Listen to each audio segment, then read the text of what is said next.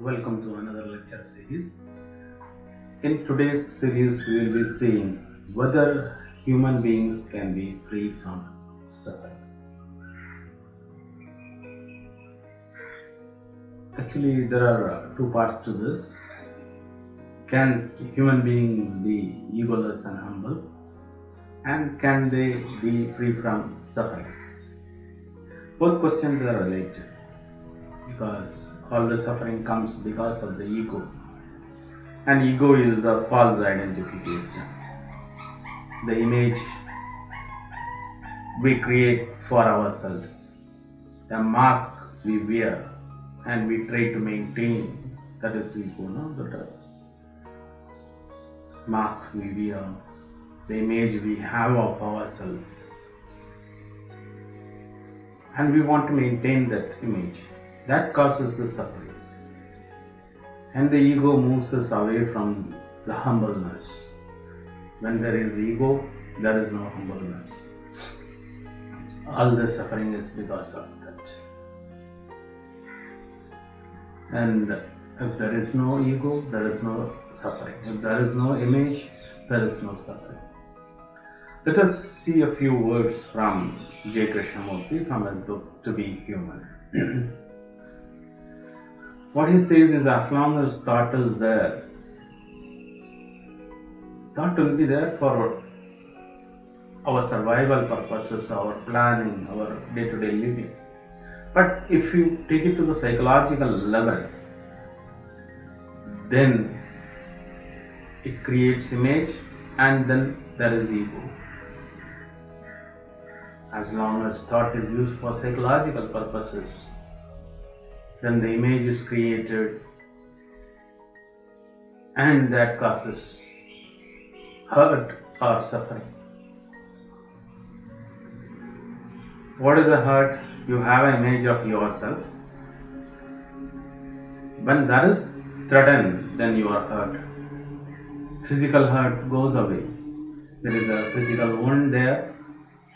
It gets cured after some time. It goes away. Even the marks go away a certain time, after a certain time. But the psychological hurt never goes. It is being played again and again by the mind. Even after a long time, when it is required, something related happens, you pick up all the hurts deep in from your mind and show that accumulation that causes intense suffering. So psychological hurt is not cured easily because of the image which is hurt. So it is accumulated. And this image is merely put by thought, image of yourself, and this hurt and the image are illusion. Psychological hurt. Physical hurt is real, but the psychological hurt is because of the image, and that is illusion. Because we have created a belief, thought has created the belief in the image of the me, and when that marvelous image is dented, then there is hurt. So if you understand that, then the whole movement of thought is brought to an end. All the nervous responses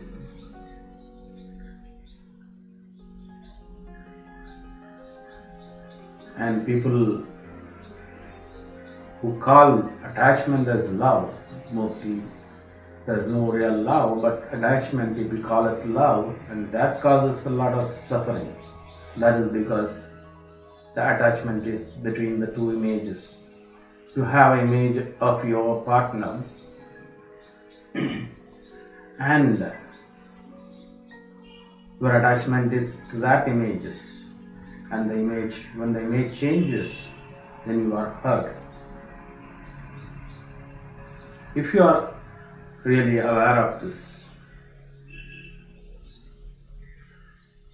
without running away from it or rationalize that, completely look at it, then you are free of this suffering. You understand it. Then there is no conflict between the two images. Then there is an ending of suffering. This is what is told by J.Krishnamurti, not in his own words, but this is the essence of what he has told. Then we will see a few lines from Osho, a bird on the wing. Here what Osho says is, the river is flowing. River means the river of life is flowing. We are unable to get the water because we are not going down to pick up the water. You have the bowl. You can drink as much as you want the water from the river of life. But we are unable to enjoy that because we are refusing to bow down. You cannot blame the river, you cannot blame the life that you are not having enough, because it is your ego which refuses to bow down. So have an empty mind. Empty yourself, be humble. Then you can get everything from life. The peace. You can enjoy the beauty of life.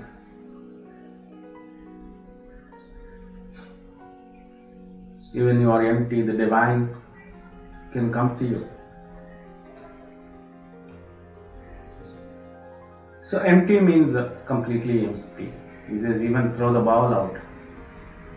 And Osho who tells a story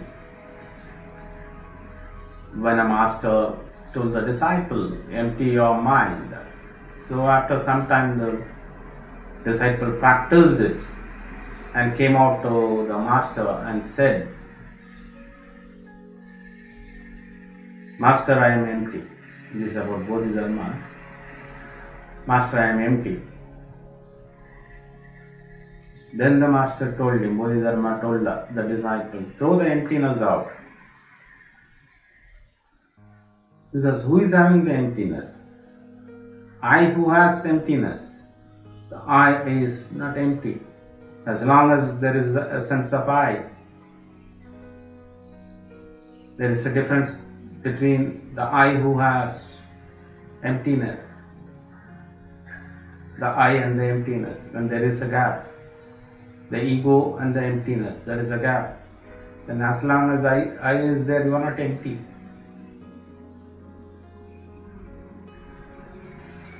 So you have to throw out the ego.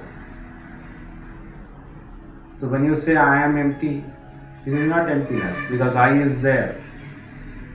So unless you are really humble, unless you completely remove the ego, you cannot be humble.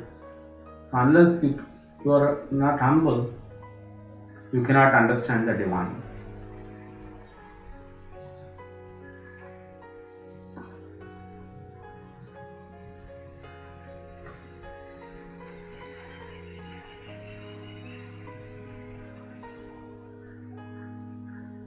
As long as I is there, we are carrying so much of, even the idea of emptiness, we are carrying it, or so many philosophies. Osho again tells about a story of a passenger who was carrying his luggage on his head inside the train. When another passenger asked him, why you are carrying that luggage on your head? You are sitting in this chair, in the seat, inside a train, but you are keeping the luggage on your head. The passenger told him, yeah, I have purchased a ticket for myself, not this luggage. So I cannot burden the train with this luggage. So I am carrying it on my head. But that is foolishness, right? Irrespective of whether you keep it under your seat or carry it on your head, The train carries that luggage. So like that, if you carry all the philosophies, all the burdens, all the ideas on your head, then it is of no use. It is the same burden. You are not free of any burden. Throw that out. All the luggages, images, ideas, philosophies you have. Be empty.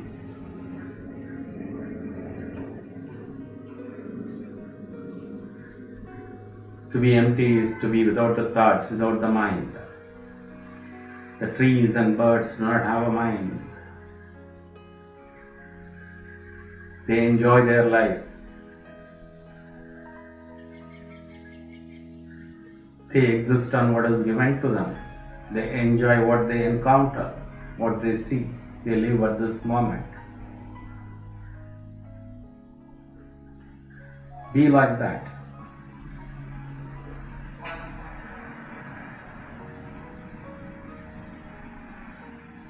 So once you put down all the burdens, then you are free. You can enjoy your life. W's. So that is what Osho says. So we have seen both J.Krishnamurti, what he said about the image making, which creates the conflict, which creates the burden, which creates the ego. And Osho said the same thing in a different manner about us carrying all the burden on our head with the image of I, with the mind. Once you are empty, even empty of the emptiness, then you are free to enjoy this life, river of life. So that is how we can be free from suffering. The suffering is because of the image, because of the thoughts, because of the mind. Once you are away from that, there is no suffering. So with this, we will end this lecture. Stay with me for another episode. Subscribe to my channel, share this video. Thank you.